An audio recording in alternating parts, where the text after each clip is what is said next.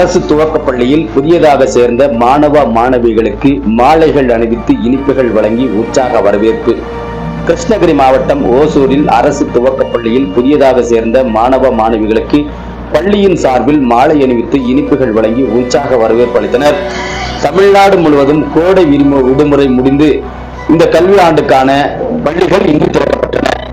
ஓசூர் மாநகராட்சிக்குட்பட்ட தேர்பேட்டை பகுதியில் இயங்கி வரும் அரசு துவக்க பள்ளியில் இந்த கல்வி ஆண்டில் மொத்தம் 480 மாணவர்கள் சேர்க்கை நடைபெற உள்ளது. இந்த நிலையில் இந்த ஆண்டு புதியதாக முதல் வகுப்பில் சேர்ந்த 90 பேரை ஊக்கப்படுத்தும் விதமாக பள்ளி தலைமை ஆசிரியர் பவுந்துரை மற்றும் ஆசிரியர்கள் சார்பில் மாணவ மாணவிகளுக்கு மாலைகள் அணிவித்து இனிப்புகள் வழங்கி மிகுந்த உற்சாகத்துடன் வரவேற்பு அளித்தனர்.